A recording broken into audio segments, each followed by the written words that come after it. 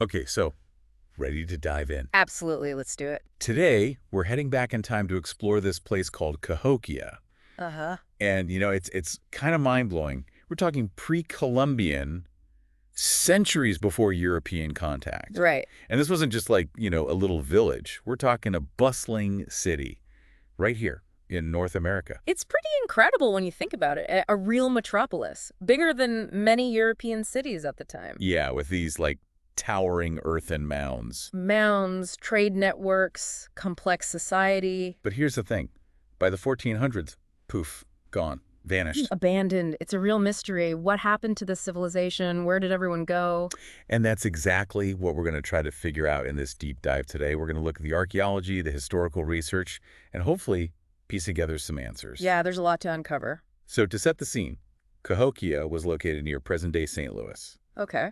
And it really flourished, like hit its peak around 1200 AD. Now, when we say flourished, it's important to understand this wasn't just a simple settlement. Right. This was a complex society. Yeah. Sophisticated city planning, advanced agriculture. We're talking organization, large-scale construction, trade routes that spanned huge distances. Exactly. And that right there is what makes Cahokia so fascinating.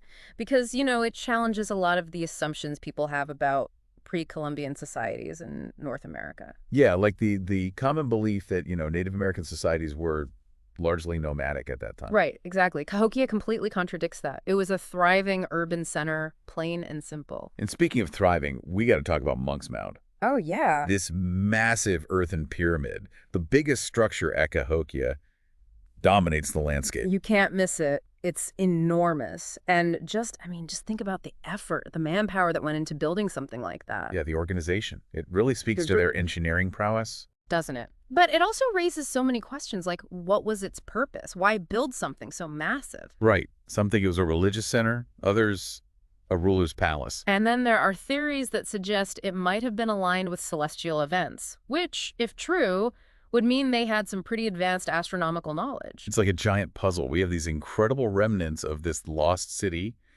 and we're left trying to figure out the why behind them. Exactly. And that's what keeps researchers going. It's that mystery. But then the biggest mystery of all is, why was Cahokia abandoned?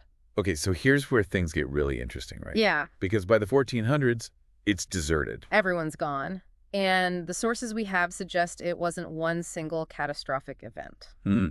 So no massive flood, no volcanic eruption, no single war that wiped everyone out. Right. It seems to have been more like a convergence of challenges. Like a perfect storm. Yeah, you could say that. A perfect storm of challenges that ultimately led to their downfall. And one of the biggest factors was environmental pressure. Let's break that down a bit. We're talking about a city with a population of over 20,000 people. Yeah, that's more than double the population of London at the time, to put it in perspective. And they were all relying on the surrounding land for everything: food, water, materials. And when you have that many people concentrated in one area, it puts an incredible strain on resources. Especially with the farming techniques they were using. Exactly. Intensive farming, deforestation. These practices likely took a toll on the land. And then you add in severe droughts. Yes. There's evidence of major droughts in the 1300s. Which, of course, would have been devastating for their agriculture. Imagine the impact on their food supply, on their entire way of life. It would have been incredibly disruptive, and that's where the social and political aspects come into play. Because when resources start to dwindle, people start to struggle. Absolutely. And that struggle often leads to competition. Yeah, competition for food, for land, for whatever resources are left.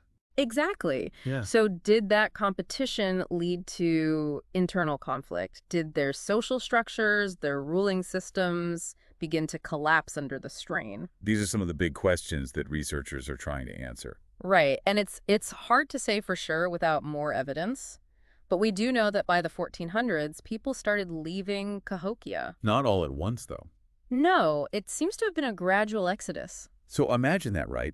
Seeing your city, your home, slowly emptying out as people leave in search of, I don't know, a better life. It must have been incredibly unsettling. And, maybe they were seeking more fertile land or joining other settlements, whatever the reason. By the end of the 1400s, Cahokia was largely abandoned. Yeah. It wasn't a sudden collapse, but more like a slow unraveling.